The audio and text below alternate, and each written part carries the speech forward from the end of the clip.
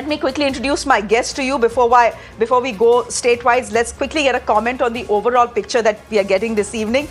Thank you very much, first of all, to the two guests who are joining us in the studio. Nilanjan Mukhopadhyay, senior journalist. Thank you for your time here on Mirror Now. Thank you very much, Ruhi Tiwari, senior journalist, writing a book on women voters in India, and they've been crucial here. We'll come to that in just a bit. Anuja Kapoor is spokesperson of the Congress party, joining us. Adil Singh Boparai is spokesperson of the Congress. Anuja Kapoor is spokesperson of the BJP. I beg your pardon. Hi Anuja, good to see you. Itna bada you'll say, Kamal laga rakha hai piche, and Shreya, you can't see, you're not wearing your chashmas. Maybe that is where the fault was. Adil Singh Boparai, thank you very much, spokesperson of the Congress party.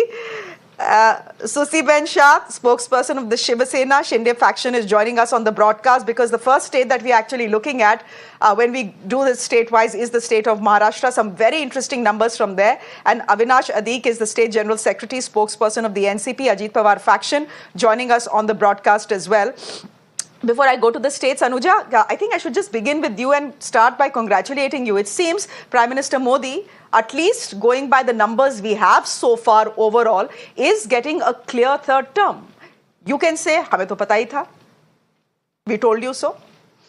Jai Shri Ram. This is all the divine, the God, the Lord has done it, blessed us.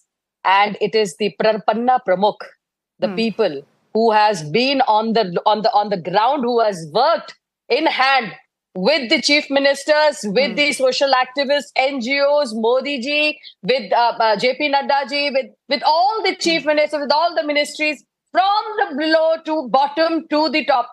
It was Anuja, a pyramid what are you which was saying? being set up. We have You're saying the RSS has won you this election, or Modi ji has won you this election? RSS, Modi ji, Yogi ji, all are one. We all are together for the development of Bharat.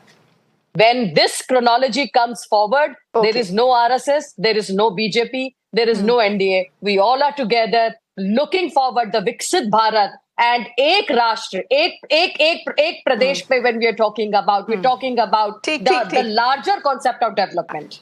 So this is where the people have voted for the development for Viksit Bharat. And this is what you see. So congratulations to you too. Okay.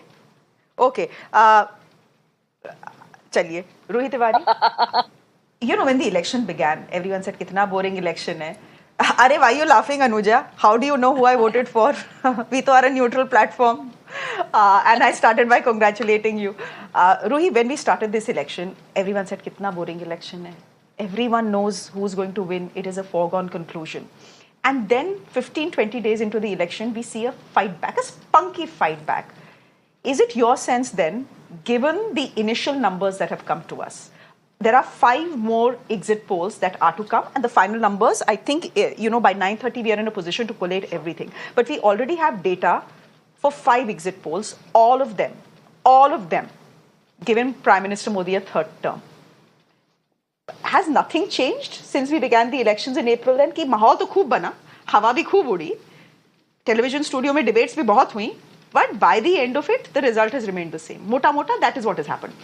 Right. So, Shreya, see, essentially these are exit polls, right? So let's begin with that caveat that what happens on Tuesday is what eventually matters. But since these are psephologists who are doing, it's a craft, they know what they're doing, let's assume that the larger trend they are talking about is what the trend is going to be on the 4th of June as well.